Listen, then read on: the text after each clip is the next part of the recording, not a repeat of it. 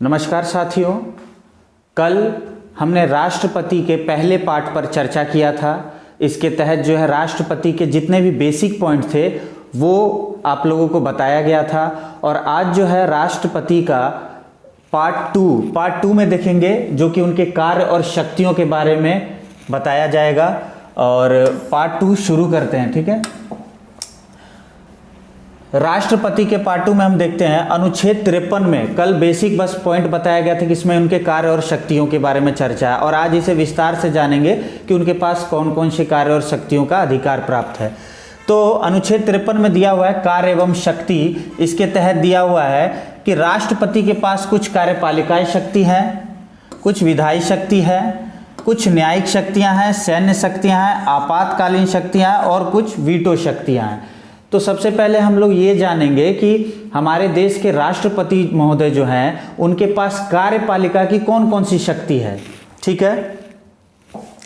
सबसे पहले देखते हैं कि राष्ट्रपति की कार्यपालिका शक्ति में पहला पॉइंट ये ध्यान में रखिएगा कि राष्ट्रपति के नाम से ही देश में कोई भी नीति क्यों ना हो, उन्हीं के नाम से उन नीतियों का संचालन होगा, ठीक है। दूसरा कि राष्ट्रपति को निम्न पदों पर नियुक्ति करने का अधिकार है, यानी कुछ ऐसे पद हैं जिन पर नियुक्ति करने का अधिकार देश के राष्ट्रपति को दिया गया है, ठीक है। जैसा कि पहला पॉइंट देखते हैं कि राष्ट्रपति अपनी शक्तियों का प्रयोग पीएम यानी प्राइम मिनिस्टर यानी देश के प्रधानमंत्री एवं उनकी मंत्री परिषद की सहायता से करता है। और ये बात जो है किस अनुच्छेद में उल्लेखित है? अनुच्छेद 74 यानी कि आर्टिकल 74 में ये उल्लेखित है, ठीक है। इसके बाद देखते हैं कि पीएम यानी प्रधानमंत्री की नियुक्ति एवं प्रधानमंत्री की सलाह पर उनके मंत्री परिषद की नियुक्ति कौन करेगा? राष्ट्रपति करेंगे, ठीक है। किस अनुच्छेद के तहत? अनुच्छेद 75 के तहत यानी आर्टिकल 75 के तहत। इसी प्रकार हमारे देश में जो जितने भी राज्य यानी 28 राज्य हैं और 28 राज्य के राज्यपाल की नियुक्ति कौन करेगा?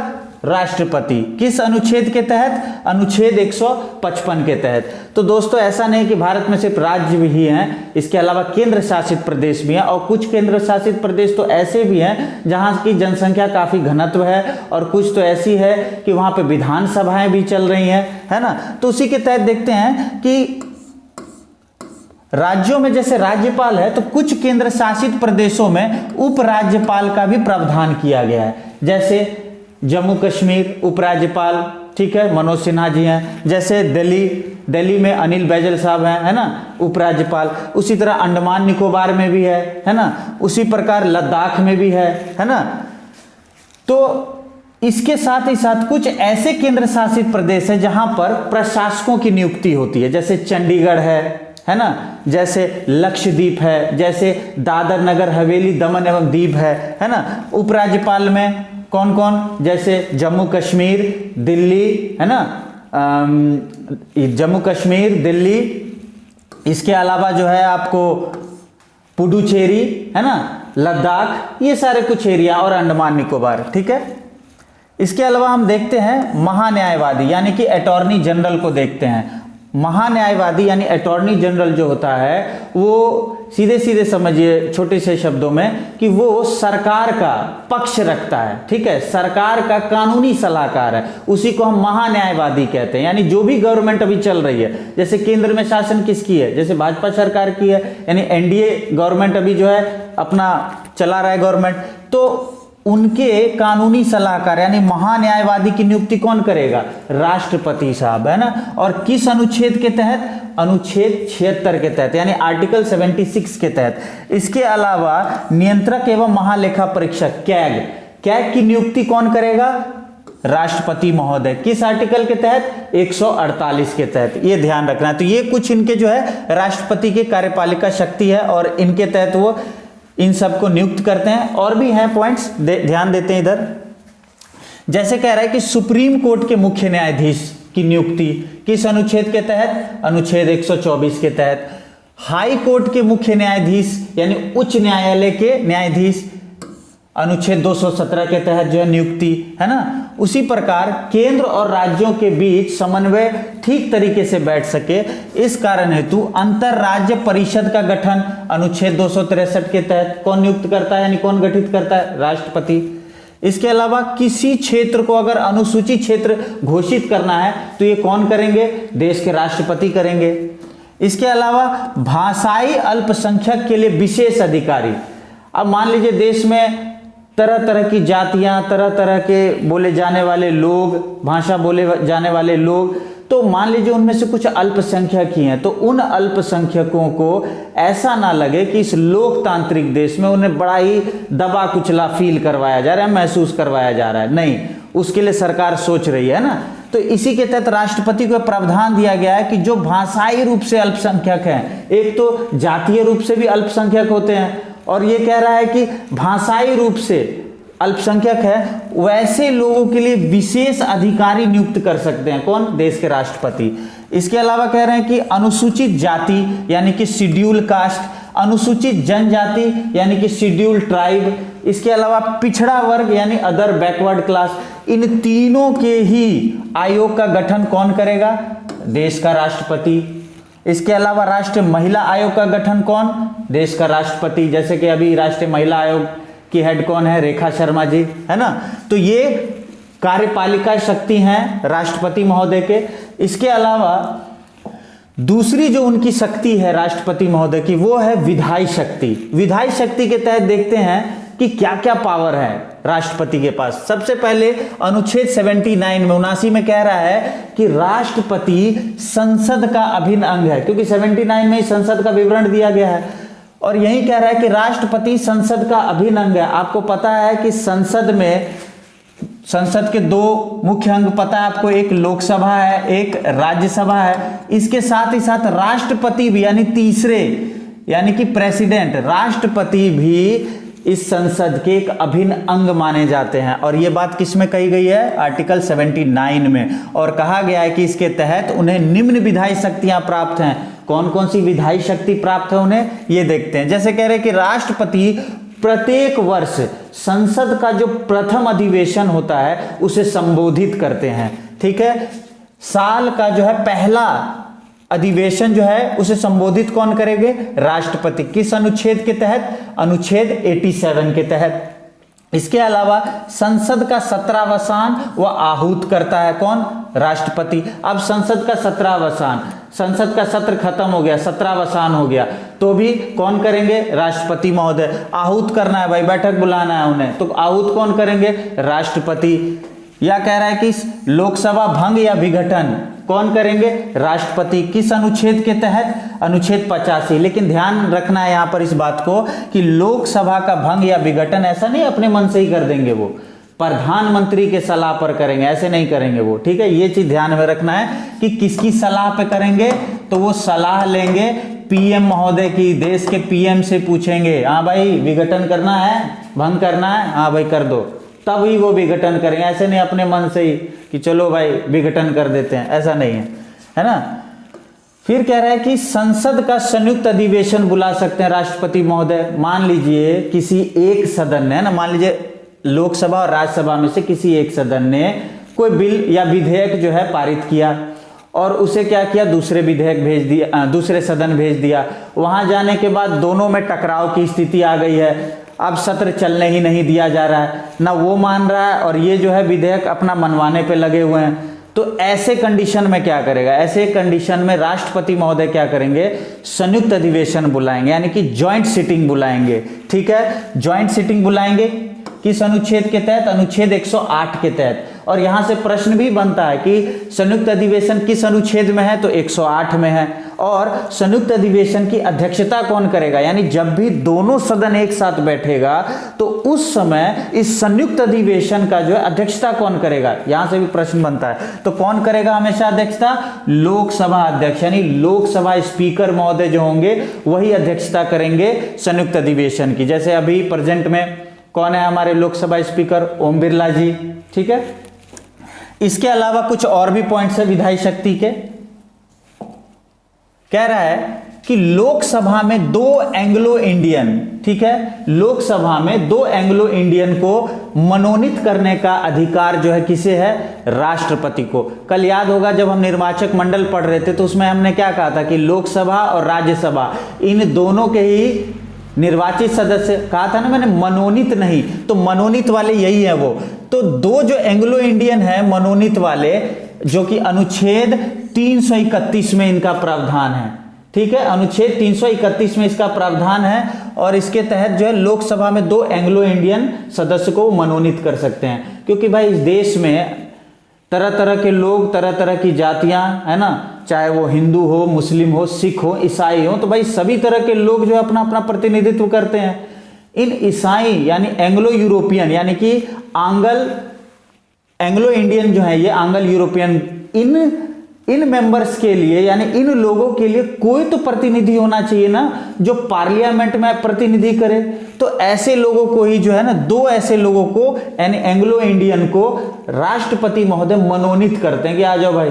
हालांकि जरूरत पड़ता है तो करते हैं, नहीं तो जरूरी नहीं, लेकिन ये प्रावधान है कि हाँ वो कर सकते हैं। और ये पावर किसे है? राष्ट्रपति महोदय को।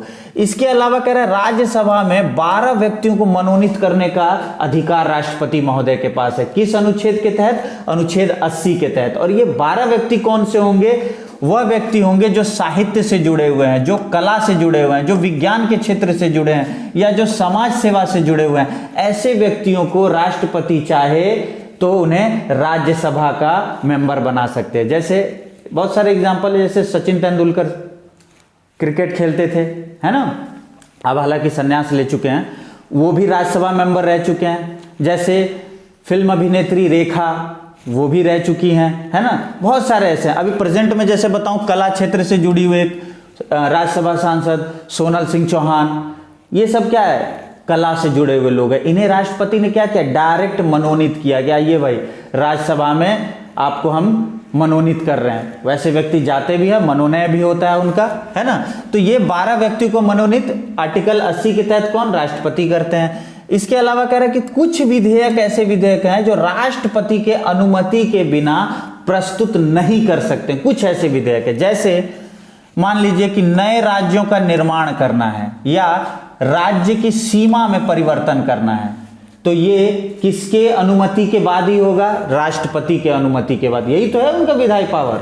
और ये किस अनुच्छेद में है? तो ये अनुच्छेद 3 में है, यानी आर्टिकल 3 में है ये। या धन विधेयक, धन विधेयक यानी कि मनी बिल कह सकते हैं इसको, धन विधेयक। धन विधेयक का प्रावधान किसमें है? अनुच्छेद 110 में है।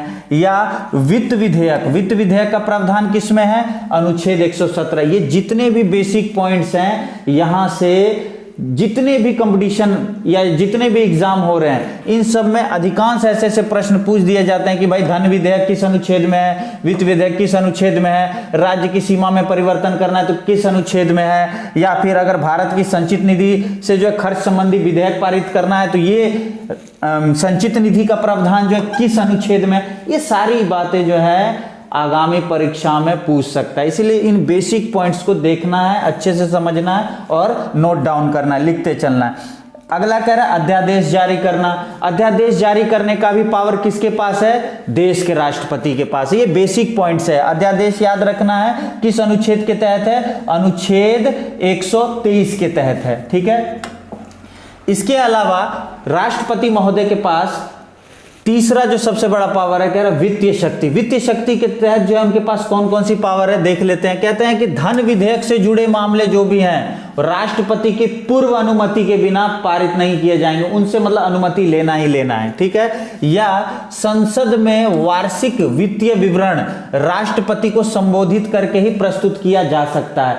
ध्यान दिया होगा आपने कि हाल फिलहाल जो है, आज से 1-2 दिन पहले शायद कल ही बजट पेश किया गया है, ठीक है। और इस बजट में ये ध्यान दिया होगा आपने कि राष्ट्रपति को संबोधित करके ही तब इस बजट को पेश किया गया था। और ये किसमें उल्लेखित है? ये अनुच्छेद 112 में उल्लेखित है, ठीक है। इसके अलावा कह रहा है कि राष्ट्रपति के सिफारिश के बिना अनुदान राशि सदन में नहीं रखी जा सकती। अब सरकार को कुछ अनुदान चाहिए उन्हें, तो ऐसे नहीं कि सदन में गए अनुदान राशि की मांग कर लिए, नहीं, जब तक राष्ट्रपति की सिफारिश ना हो आप अनुदान राशि में से एक ढेला भी नहीं ले सकते हैं। राष्ट्रपति की सिफारिश होनी बहुत जरूरी है। इसके अलावा कह रहा है कि केंद्र व राज्य के मध्य राजस्व बंटवारे के हेतु 5 वर्ष पर वित्त आयोग का गठन करना। ठीक है, वित्त आयोग का गठन राष्ट्रपति महोदय ही करते हैं, इसकी चर्चा भी हमने पहले की थी। कह रहा है कि हर 5 वर्ष पर जो है वित्त आयोग का गठन करेंगे कौन? देश के राष्ट्रपति। किस अनुच्छेद के तहत? तो अनुच्छेद 280 के तहत। ठीक है, ये ध्यान रखना है। इसके अलावा न्यायिक शक्तियां जो है राष्ट्रपति महोदय के पास कौन कौन सी है ये देख लेते हैं। सबसे पहली बात तो आपको पता ही है कि सुप्रीम कोर्ट हो या हाई कोर्ट हो, है ना, कि जजों की नियुक्ति कौन? तो राष्ट्रपति महोदय करेंगे। इसके अलावा राष्ट्रपति सुप्रीम कोर्ट के मुख्य न्यायाधीश से विधिक सलाह ले सकते हैं, किंतु उनके द्वारा जो सलाह दी गई है, यानी सुप्रीम कोर्ट के न्यायाधीश ने जो सलाह दी है, राष्ट्रपति मान लें, भाई ऐसा कोई बाउंड नहीं है, जबरदस्ती नहीं है ना। इसीलिए ये कह रहा है कि राष्ट्रपति सुप्रीम कोर्ट के मुख्य न्यायाधीश से विधि सलाह ले सकते हैं, किंतु मानने के लिए बाध्य नहीं है। राष्ट्रपति साहब की मर्जी है, माने या ना माने, है ना। तो ये किस अनुच्छेद में है? ये अनुच्छेद 143 में, यानी 143 में है ये। इसके अलावा राष्ट्रपति महोदय को न्यायिक शक्ति के तहत क्षमा दान की शक्ति प्राप्त है, और वो भी किस अनुच्छेद के तहत? अनुच्छेद 72। यहां से भी कई बार जो है एग्जाम में पूछा हुआ है प्रश्न कि क्षमा दान की शक्ति का प्रावधान किस अनुच्छेद में है? तो अनुच्छेद 72 में है ये। और कह रहा है इसके तहत इस प्रावधान को जरा जान लीजिए, क्योंकि इसमें बड़े आड़े तिरछे वर्ड आते हैं और लोग कंफ्यूज हो जाते हैं। जैसे कह रहा है कि किसी अपराध के लिए दोषी ठहराए गए किसी व्यक्ति के दंड को क्षमा, प्रविलंबन, परिहार, लघुकरण, है ना, की शक्ति प्राप्त है। हालांकि इसमें एक और है, विराम, है ना, विराम। 1 2 3 4 5 ये 5 तरह की क्षमादान की शक्ति है राष्ट्रपति महोदय के पास। और ये क्या है पांचों, जरा इसे भी देख लेते हैं। सबसे पहले क्षमा वाले में क्या है? कह रहा है कि इसके तहत जो है दंड और जो बंदीकरण दोनों ही हटा दिया जाता है, यानी कि जो अपराधी को दंड दिया गया है, जिस कारणवश उनको बंदीकरण किया गया है, दोनों ही हटा दिया जाएगा, यानी दोषी को पूर्णतः मुक्त कर दिया जाएगा, एकदम फ्री, है ना, जा जी ले अपनी जिंदगी, एकदम फ्री कर दिया है। ठीक है, इसके बाद कह रहा है प्रविलंबन में क्या है कि किसी दंड पर रोक लगाया जाता है ताकि दोषी व्यक्ति क्षमा याचना कर सके।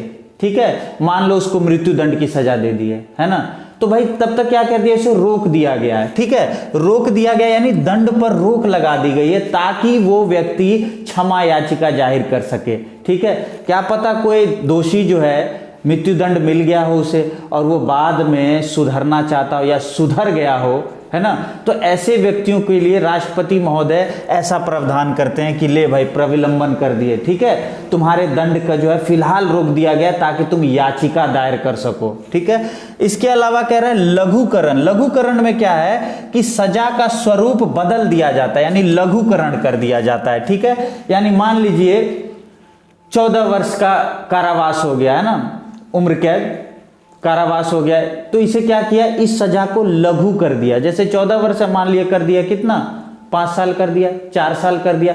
ये लघुकरण करने की जो है शक्ति किसे प्राप्त है, राष्ट्रपति महोदय को। लेकिन याद रखिएगा कि सजा का स्वरूप बदला है, ऐसा नहीं कि जो दंड उसे मिला था उसमें कटौती, दंड तो वही था, बस उसकी सजा को जो है ना अवधि को कम कर दिया है, सजा वही है बस अवधि कम हो गई है। और इसमें क्या है, परिहार में दंड की प्रकृति वही रहती है, सिर्फ सजा की अवधि कम कर दी जाती है। ये और ये थोड़ा सेम ही रहता है, ठीक है, ज्यादा अंतर नहीं है, इसमें भी वही है कि सजा वही रहती है, बस अवधि कम कर दी जाती है। और इसमें क्या है, स्वरूप को ही बदलकर पूरा लघु कर दिया जाता है ना। एग्जाम्पल कुछ भी ले सकते हैं लघुकरण में, कि मान लीजिए इस वाले में सजा 14 वर्ष थी, हो गई 5 वर्ष। इसमें क्या है, प्रकृति वही रहती है, जैसे मान लो मर्डर करके गए तो दंड की प्रकृति वही मर्डरर वाली ही है, लेकिन क्या है, उसकी जो सजा की गई उस सजा की अवधि को खाली कम कर दिया गया। ठीक है, इसके अलावा एक विराम वर्ड दिया गया, यानी कि किसी दोषी की सजा जो है विशेष स्थिति में कम कर दी जाती है। विशेष स्थिति क्या है, जैसे मान लीजिए अक्सर ऐसा तो नहीं है कि समाज में सिर्फ पुरुष ही क्राइम करके जाते हैं। भाई ऐसा तो नहीं पुरुष क्राइम करके गए एकदम गुंडे कहला रहे, अरे भाई समाज में कुछ गुंडियां भी होती हैं, है ना। तो ऐसी महिलाएं अगर मान लीजिए सजा काटने चली गई है और संयोगवश गर्भधारण है उसका, है ना, यानी कि वो प्रेग्नेंट है वो लेडी, तो इसमें उस लेडी ने क्राइम किया है ना, यानी उस महिला ने क्राइम किया है। भाई उसके गर्भ में जो पल रहा बच्चा है उसने तो कोई क्राइम नहीं किया है। तो इसीलिए कह रहा है कि विशेष स्थिति में क्या है, राष्ट्रपति महोदय सजा कम कर देते हैं। तो हम मान सकते हैं कि इसमें जैसे मान लीजिए गर्भवती कोई औरत है ना, गर्भवती एग्जाम्पल के रूप में ऐसी महिलाओं को विराम वाले है ना, विराम के तहत जो है सजा कम कर दी जाएगी, या कम क्या बिल्कुल ही खत्म ही कर दी जाती है, क्योंकि भाई गर्भवती महिला है ना। इसलिए कह रहा है कि नोट यहां पर एक दिया हुआ है, एक बात हमेशा याद रखिएगा, एक बार अगर आपने राष्ट्रपति महोदय के पास क्षमा याचना भेज दी है और उसके बाद अगर उन्होंने उस क्षमा याचना को रद्द कर दिया है तो आप दोबारा नहीं भेजेंगे। भाई वो न्यायालय नहीं है कि बार बार पिटीशन पे पिटीशन लगा रहे हैं ना, ऐसा नहीं है। यहाँ जैसे न्यायालय में रद्द हो गया हाई कोर्ट चले गए, हाई कोर्ट में रद्द हो गया सुप्रीम कोर्ट चले गए। वो राष्ट्रपति हैं देश के, एक बार अगर उन्होंने नो कर दिया, रिजेक्ट कर दिया, तो बार बार आप जो है याचिका नहीं कर सकते। इसीलिए नोट में दिया गया है कि एक बार जब क्षमा याचिका रद्द कर दी जाए तो दोबारा याचना नहीं की जा सकती है, ये ध्यान देना है। तो ये जो है इनका न्यायिक यानी क्षमा शक्ति था।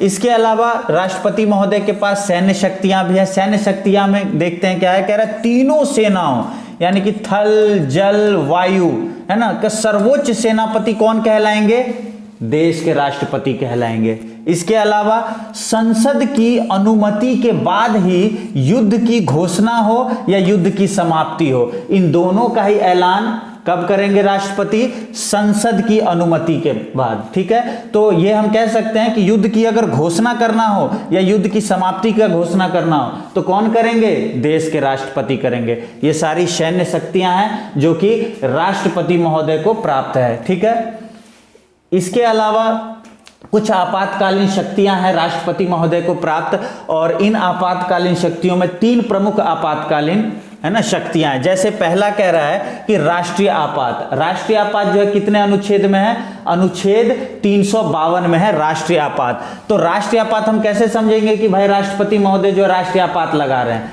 कब समझेंगे, जब देखेंगे युद्ध की स्थिति है या बाहरी आक्रमण है या फिर सशस्त्र विद्रोह हो गया।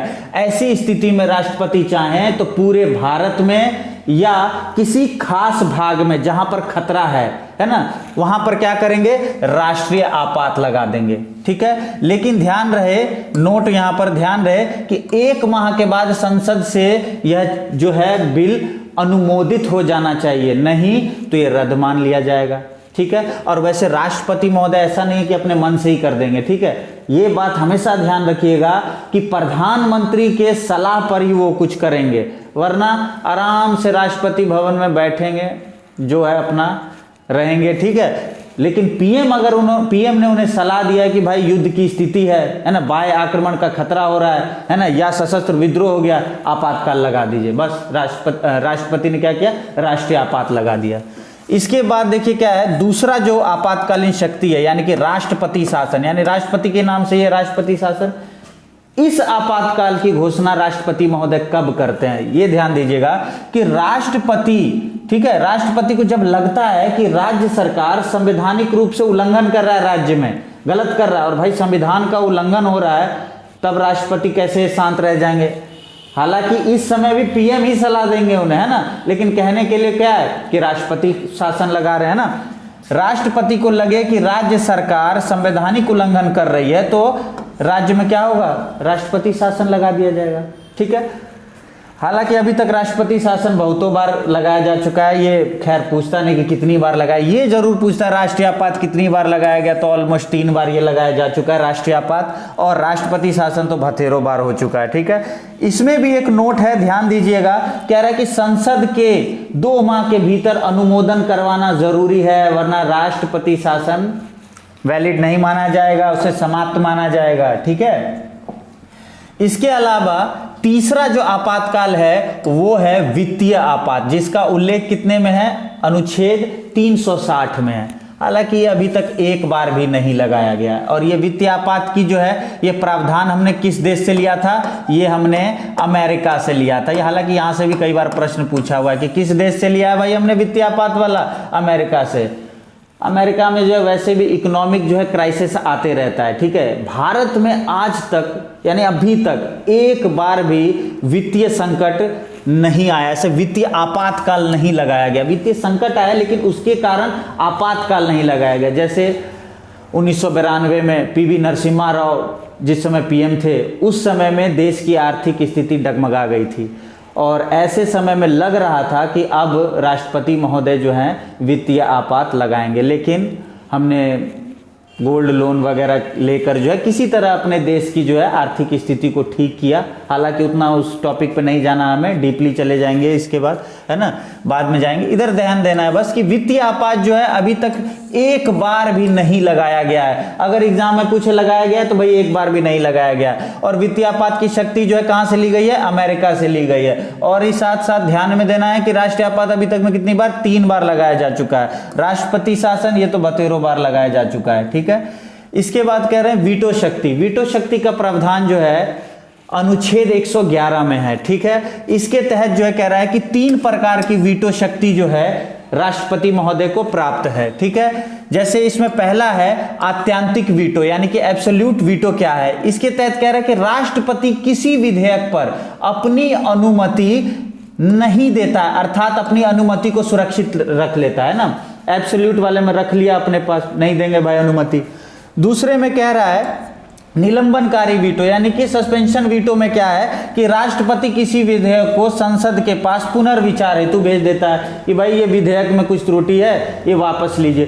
क्योंकि देखिए विधेयक का क्या रूल है, जब भी विधेयक पारित होगा तो एक सदन में पारित हुआ तो वो दूसरे सदन जाएगा, फिर वहां से भी जब पारित हो जाएगा तब ये विधेयक जाएगा किसके पास, राष्ट्रपति महोदय के पास। और राष्ट्रपति महोदय क्या करेंगे, उस पर अपना हस्ताक्षर करेंगे, तभी जाकर वो कानूनी रूप माना जाएगा, ठीक है। अंतिम सिग्नेचर यानी उन्हीं का है। इसीलिए देखिए कह रहा है कि राष्ट्रपति विधेयक को क्या करे, संसद के पास वापस पुनर्विचार हेतु भेज दे रहे हैं।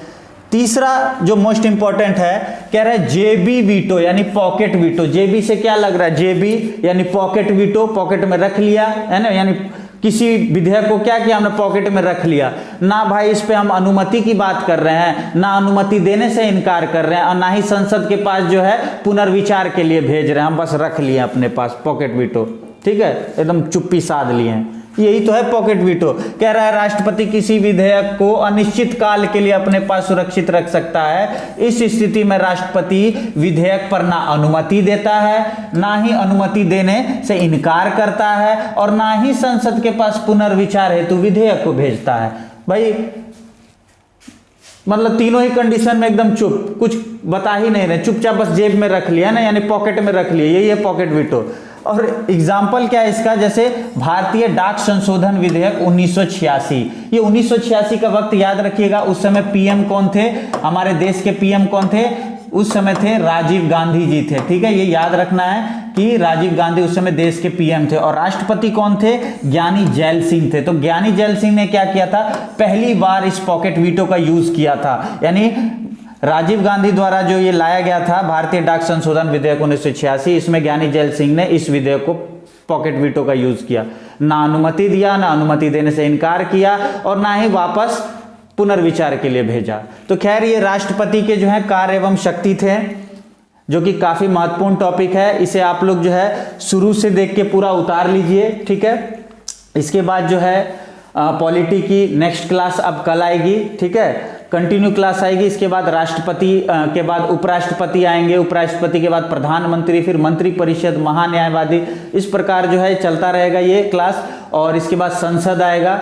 तो आप लोग कंटिन्यूअसली क्लास लेते रहिए। और हाँ प्लीज़ आप लोग जो है वीडियो पूरा देखा कीजिए, क्योंकि बीच से आप लोग वीडियो देखते हैं उसके बाद कमेंट करते हैं सर ये चीज़ क्या है, वो चीज़ क्या है। तो आप लोग कंटिन्यूअसली वीडियो को देखा कीजिए, तभी समझ में आएगा वीडियो की है क्या ये, ठीक है। बीच से मत देखिए, स्किप कर करके मत देखिए, पूरा देखिए, ठीक है।